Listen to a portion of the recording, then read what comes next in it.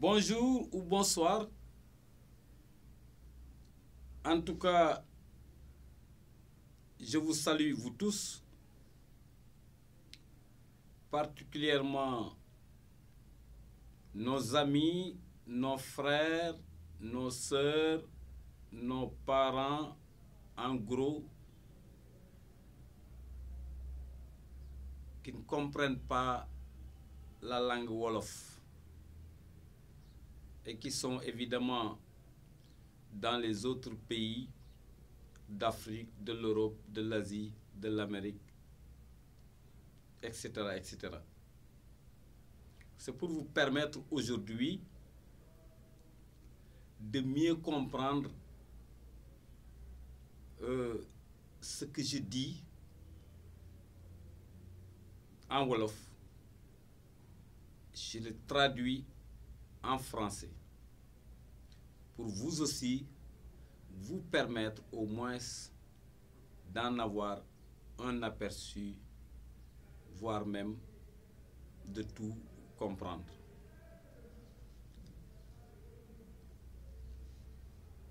Aujourd'hui, on va parler du dysfonctionnement érectile. Parler tout simplement de ses causes et de sa définition. Prochainement, Inch'Allah, on va parler peut-être des symptômes, du traitement, des étapes, etc., etc. Alors, le dysfonctionnement érectile, comme son nom l'indique, auparavant, on parlait d'impuissance sexuelle. Alors, les gens, les techniciens, les spécialistes, les populations dans sa globalité ont vu que c'est une expression qui est assez lourde, qui est assez dure. C'est pourquoi on a changé le terme impuissance sexuelle et on parle maintenant de dysfonctionnement érectile. Donc il s'agit du dysfonctionnement érectile, longtemps considéré comme une maladie honteuse dont il était difficile de parler, peut-être à son médecin, à un sexologue, à un gynécologue, à un peut-être, etc., etc. En tout cas, les troubles de l'érection sexuelle sont devenus plus faciles à aborder depuis la commercialisation des traitements spécifiques. Ça, c'est vrai. Et c'est vérifié aussi. Alors, quand parle-t-on maintenant de troubles de l'érection? Quand? Voilà ce qui est aussi important et capital. De nombreux hommes de tous âges connaissent parfois des pannes. C'est des pannes érectiles, comme on l'entend, pannes érectiles. Ces pannes sont liées à la fatigue, d'abord. À la fatigue, au stress, aux préoccupations diverses ou à des problèmes avec leur partenaire.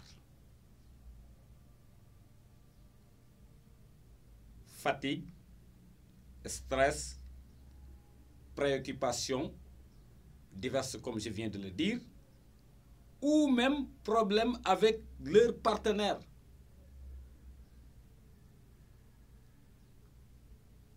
Voilà. Sont les causes principales d'un dysfonctionnement érectile.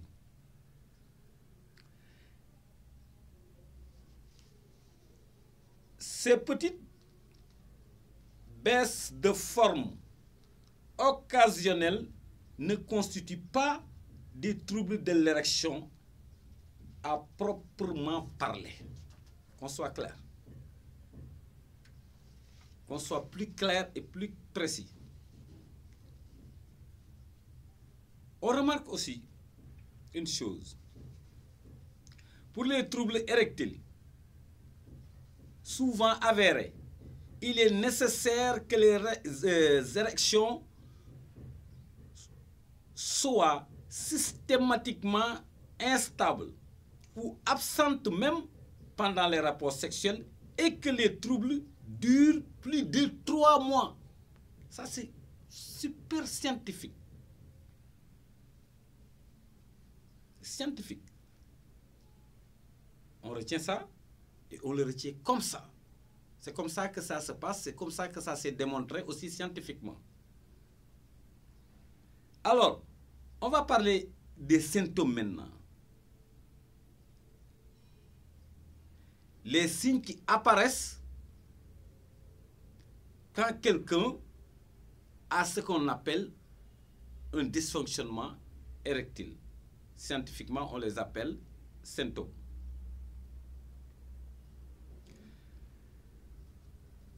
Un dysfonctionnement érectile, aussi habituellement appelé impuissance sexuelle, comme je viens de le dire, est une incapacité persistante ou récurrente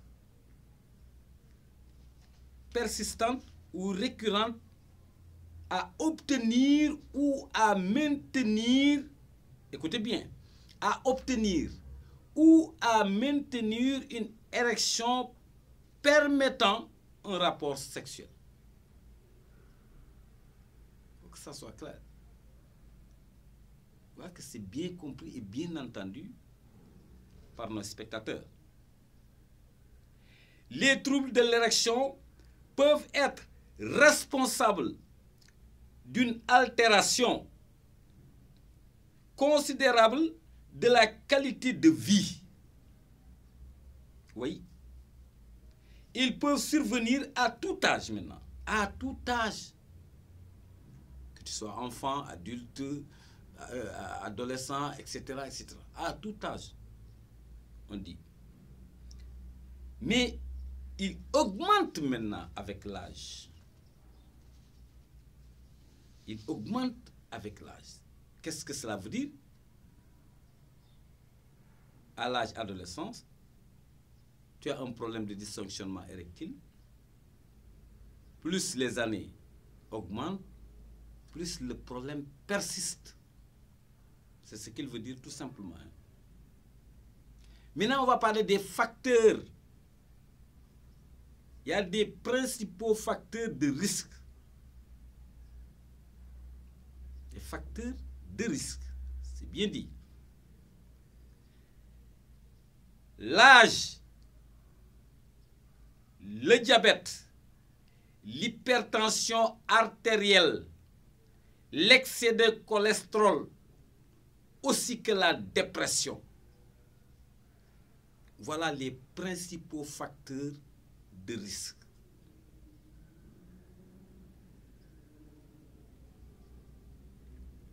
Je répète, l'âge, le diabète, l'hypertension artérielle, l'excès de cholestérol, ainsi que la dépression sont les principaux facteurs de risque.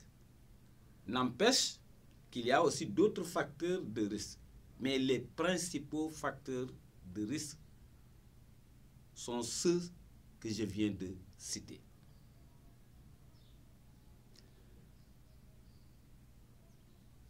Donc, mesdames, mesdemoiselles, messieurs, si vous avez des suggestions, des questions ou des contributions, vous pouvez appeler au 77 834 92 06. Je vous remercie et je vous donne rendez-vous prochainement, s'il plaît, au beau Dieu.